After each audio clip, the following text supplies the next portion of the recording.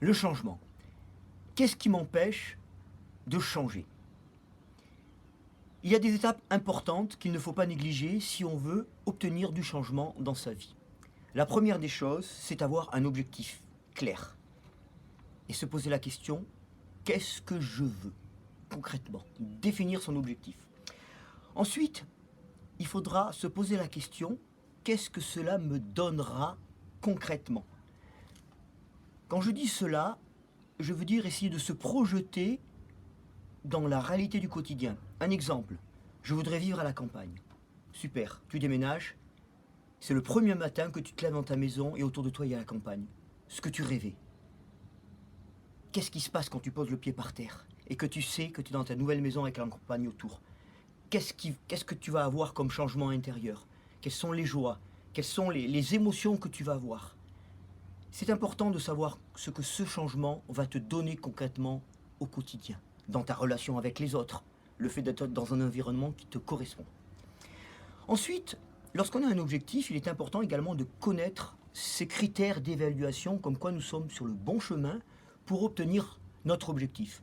Si nous décidons par exemple de prendre la voiture, nous sommes à Nice et nous voulons aller sur Paris, nous allons avoir naturellement et inconsciemment des objectifs. Nous savons que nous allons passer par Aix, après Avignon, Lyon, et quand nous serons par exemple à Lyon, nous allons savoir, tiens, nous sommes sur le bon chemin, il ne reste plus par exemple que 400 km à faire. Eh bien lorsqu'on a un objectif de changement, c'est pareil, nous devons définir nos critères d'évaluation, qu'est-ce qui va nous permettre de savoir que nous sommes sur le bon chemin pour obtenir notre objectif. Ensuite, une autre question importante, c'est se poser la question sur notre écologie intérieure. Quels sont les inconvénients pour moi d'obtenir cet objectif? Prenons l'exemple, nous avons un objectif professionnel. Quels sont les inconvénients pour moi d'obtenir cet objectif professionnel?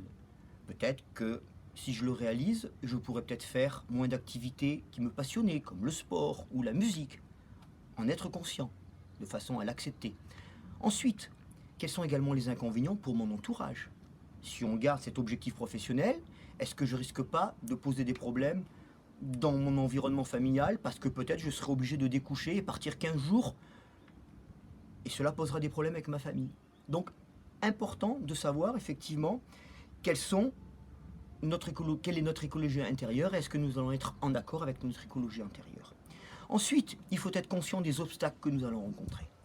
Essayez effectivement de les visualiser et éventuellement de les noter, de façon à pouvoir les surmonter. Ensuite, devant un objectif, il y a toujours des moyens. Quels sont les moyens que je vais avoir besoin pour obtenir mon objectif? Voilà. Un objectif n'est pas un rêve. Si par exemple on est jeune et qu'on se dit tiens, un jour j'aimerais avoir un bateau, quels sont les moyens que je mets en place? Peut-être en épargnant régulièrement et en disant, eh bien voilà, dans 10 ans je pourrais me payer mon voilier. Mais si on reste en disant, je voudrais avoir un voilier, j'ai un objectif d'avoir un voilier, mais qu'on ne se donne pas les moyens, cela restera du rêve. Ensuite, il est important également de savoir si ça ne marche pas. Toujours penser à un plan B. Et enfin, une chose très très importante, le délai. Quand est-ce que je vais atteindre mon objectif?